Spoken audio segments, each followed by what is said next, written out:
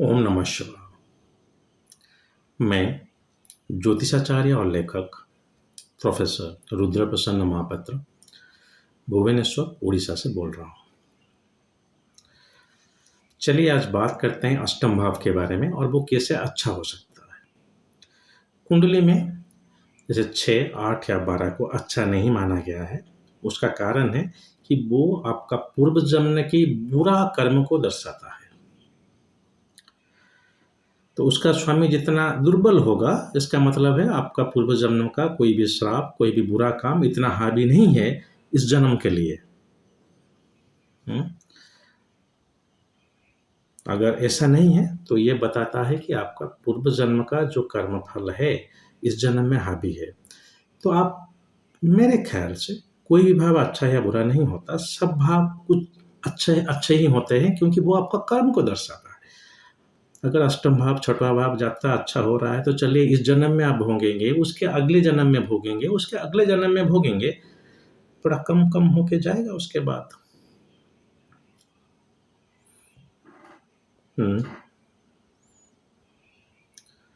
और जब आप भोग चुके होंगे तो शायद छठवां या आठवां का स्वामी उच्च हो जाएगा। आपका कर्म है, बुरा हो या अच्छा, मेरे ख्याल से तो बुरा पहले भोग लेना चाहिए, क्योंकि आप अपना बुरा कर्म जितना भोग लेंगे आपका पुण्य बल उतना बढ़ जाएगा।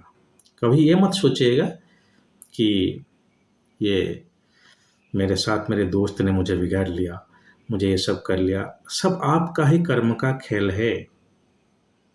अगर आप अच्छे कर्म किए हैं और उसको आपको अच्छे कर्म मिलने वाला है तो वैसे सही आदमी आके आपके शरण में आ जाएगा।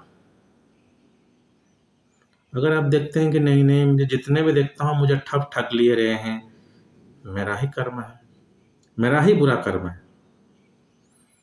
कभी मेरे माताश्री मुझे पूछते हैं, क्या तुम इतना ज्योतिष करते हो, क्यों हमारा दोनों का जीवन क्यों ऐसा है, बेसंसार अकेला रहना, ये सब चीज़ के क्यों ऐसे हो रहा है। हम तो कभी बुरे नहीं किए, वो सब हमको ठग दे रहे हैं। मैं बोलता रहता हूँ कि माताश्री, हम दोनों पिछले जन्म में जरूर दो दस्यु रहे होंगे, बहुत सारे अत्याचार किए होंगे, इसलिए इस जन्म में हमारे ऊपर वो हो रहा है और होना भी चाहिए, उससे हमारा कर्म खत्म हो जा रहा है। आते हैं मुद्दे के ऊपर। अष्टम भाव आपका पति या पत्नी का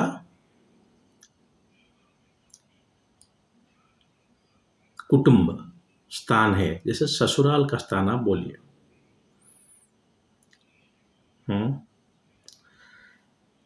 पति का ससुराल हो गया अष्टम, पत्नी का ससुराल हो गया अष्टम, क्योंकि सप्तम से दूसरा।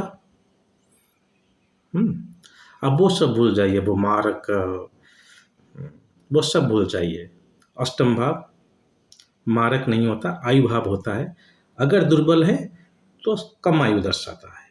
सप्तम भाव जो अष्टम से द्वादश होता है, कोई भी भाव जिस भाव का द्वादश होता है उस भाव का हानि करता है। सप्तम भाव होता है मारक। मारक मतलब मार नहीं देगा, उसके दशा में अष्टम बहुत अच्छा है तो बहुत दिन दीर्घायु होंगे आप। ठीक है, चलिए उसके बारे में चर्चा नहीं करते हैं, ससुराल है ये। जो लगन का अष्टम में जाना, देख लीजिएगा कुंडली उठाकर, देखिएगा शादी के बाद वो ससुराल की तरफ ज़्यादा अच्छा रहेगा उसका। ससुराल वाला बोलेंगे कि हमारा जो क्या बोलते हैं, जमाई, जमाई राजा बोलता है ना, जमाई राजा बहुत अच्छा है, हमारा बेटी में ही खोट है, बोलेंगे। आप देखते होंगे तो केस। ये एक अच्छा गुण है अष्टम भाव का। अगर अष्टम भाव के शादी के बाद ये आज फंक्शन आ जाता है। अगर अष्टम भाव किसी भी तरह से आपका वहाँ पे किसी क्रूर ग्रह जैसे शनि या मंगल का ना होना, किसी अच्छे स्वभाव का ग्रह जैसे शुक्र या बृहस्पति का होना, वैसे जातक में वो किस भाव का स्वामी है वो भी देख लीजिएगा, लेकिन अष्टम भाव अगर ज़्यादा दूषित ना हो तो ये दर्शाता है कि आपका ससुराल के साथ आपका संबंध अच्छा रहेगा, जो कि एक एंटी डिवोर्स योग है। आज के दौर में आप देख रहे होंगे, लोग बोलते होंगे कि सर शादी तो हो जाएगा, डिवोर्स होगा क्या? जहाँ दूसरे भाव का अच्छा हो जाना एक डिवोर्स के लिए योग है। क्योंकि मैं इसके बारे में वीडियो बना चुका हूँ, एक बार फिर दोहरा दे रहा हूँ इस वीडियो की कनेक्शन के लिए। आपका जो फैमिली है वो ही दूसरा भाव, ठीक उसका अपोजिट है आपका पार्टनर का फैमिली, दूसरा का अष्टम। अगर आप अपने फैमिली से जुड़े रहेंगे तो उससे बल आएगा, आप लड़ेंगे, फिर लड़की चले जाएगा अपना ससुर पिताजी के पास। अच्छा, दूसरा भाव का बहुत अच्छा हो जाना डिवोर्स को प्रमोट करता है। सेपरेशन, डिवोर्स जो भी बोलिए आप, उसको प्रमोट करता है। अष्टम का अच्छा हो जाना डिवोर्स को ब्लॉक करता है। किसी भी तरह से आप अगर लग्नेश अष्टम के साथ हो, अष्टम भाव पीड़ित ना हो, या अष्टम भाव का स्वामी किसी अच्छे नवांश में गए हो, तो ये दर्शाता है कि आपका डिवोर्स जो है एक एंटी डिवोर्स योग है ये, जहाँ कि दूसरा या तीसरा का अच्छा हो जाना डिवोर्स को प्रमोट करता है। एक तो दूसरा अच्छा हो गया तो पति या पत्नी अपने परिवार की तरफ आके फाइट करेगा, तीसरा अच्छा हो तो वो फाइट ही करेगा, वो फाइट करने के लिए चला जाएगा, छठवां अच्छा हो तो कोर्ट में देखेंगे और क्या। देखिए कैसे धीरे धीरे प्रोग्रेशन होगा। अब देखेंगे कहीं कहीं पे झगड़ा हो रहा है लेकिन डिवोर्स नहीं हो रहा है, वहां तक बात नहीं पहुंचेगा क्योंकि झगड़ा ठीक दूसरे हाउस से आके अटक जा रहा है। दूसरा अच्छा, तीसरा अच्छा, छठवां अच्छा, finish. Case step by step देखना है। इसी तरह अगर अष्टम भाव आपका अच्छा बन जा रहा है तो एक एंटी डिवोर्स योग क्रिएट हो रहा है। तो अष्टम भाव का बहुत पीड़ित हो जाना आपका ससुराल के साथ आपका अच्छा नहीं पाएगा। आप बोलेंगे कि सर ये तो अच्छा हो गया, अष्टम भाव का जो जो खराब गुण है, जैसे डिजीज ना होना, ये सब बोलता रहता हूँ। हब भाव का कुछ अच्छा है। छठवां भाव जिसके जातक में अच्छा ना हो ना, वो कभी जीवन में आगे नहीं बढ़ पाएगा, संघर्ष नहीं कर पाएगा, कंपटीशन ही नहीं कर पाएगा, वो छोड़ देगा, चलिए नहीं मैं नहीं दूंगा कंपटीशन, मुझे बस 15,000 का नौकरी दे दीजिए, काम खत्म। लेकिन जिस आदमी का छठवां भाव अच्छा होगा वो आगे जाएगा। अष्टम भाव अगर अच्छा हो तो वो आदमी सबसे ज़्यादा नॉलेजेबल पर्सन होगा, पढ़ेगा।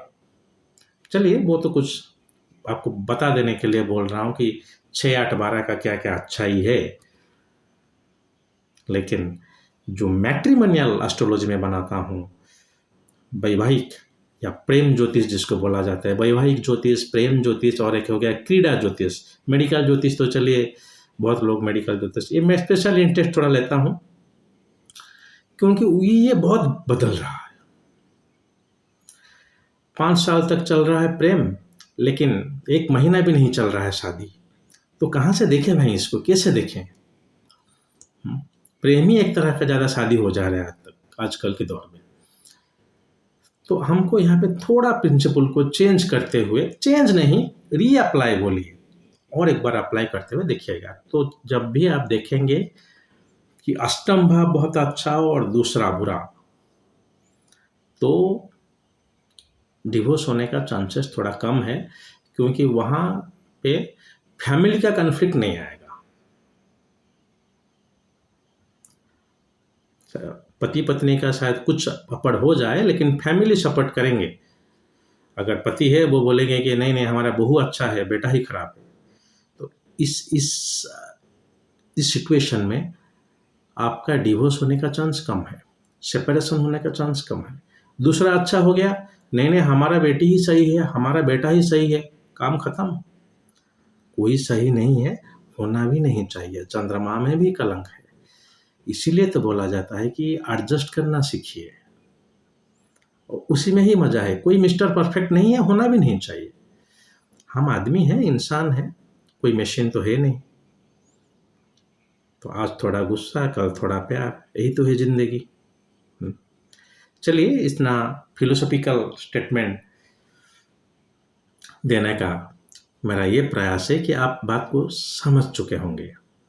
अष्टम भाव को एक एंटी डिवोर्स हाउस की तरह देखिए। अगर अष्टम भाव पीड़ित ना हो तो वो थोड़ा आपको मैरिज के लिए सपोर्ट करेगा। लेकिन ठीक उसका अपोजिट दूसरा आपको डिवोर्स के लिए सपोर्ट करेगा। तो ये थोड़ा प्रिंसिपल है या सूत्र है जिसको हमको बदलते वक्त के साथ थोड़ा बदलते हुए देखना चाहिए, जो कि हमेशा महर्षि पराशर जी ने मैत्रेय जी को बोला है कि मैं जो बोल रहा हूँ उसको हमेशा देश काल पात्र के हिसाब से ही इस्तेमाल कीजिएगा, तब जाके आप ज्योतिष का आनंद ले पाएंगे और ज्योतिष को सही तरह से पकड़ पाएंगे। चलिए वीडियो को ही ख़त्म करते हैं। जो मैं हमेशा बोलता हूँ कि अगर आप मेरा कंसल्टेशन लेना चाहते हैं तो मेरे वेबसाइट में जाएं, वहाँ पे अगर आपको मेरा जो फीस है वो सही लगे तो ही मुझे कल या व्हाट्सएप करें, नहीं तो मुझे बेवजह परेशान ना करें। मुझे पता है कि लोग चाहे आप जितने भी सच्चोट हो जाए, जितने भी ऑनेस्ट हो जाए, जितने भी अच्छे हो जाए, लेकिन लोग पैसे नहीं देंगे। लेकिन कोई आदमी अगर बुरा हो तो उसका बुराई करने में बिल्कुल हिचकिचाएंगे नहीं, लेकिन कोई अच्छा आदमी है जो बोल रहा है कि मैं पैसा किताब के लिए खरीद रहा हूँ, लेकिन कोई देंगे नहीं। चलिए, ये तो एक विडम्बना है। दूसरा बात यह है कि मैं जो शौकिया तौर पर जो ज्योतिष कर रहे हैं, मैं उसको मना करता हूँ, ऐसे ना करें। एक जीवन भी कम पड़ता है ज्योतिष के लिए। फुल टाइम ज्योतिष बने या ज्योतिष को छोड़ दीजिए मेरे जैसे महामूर्ख के ऊपर, हम ही संभाल लेंगे, आपकी कोई ज़रूरत नहीं है। अगर चैनल अच्छा लग रहा है तो कुछ फाइनेंशियल सपोर्ट के बारे में ज़रूर सोचें, लिंक आपको डिस्क्रिप्शन में मिल जाएगा। चलिए, आज के लिए इतना ही। अगर महादेव ने चाहा तो और एक वीडियो के साथ बहुत जल्द उपस्थित होऊंगा। आज के लिए आज्ञा दीजिए। ओम नमः शिवाय।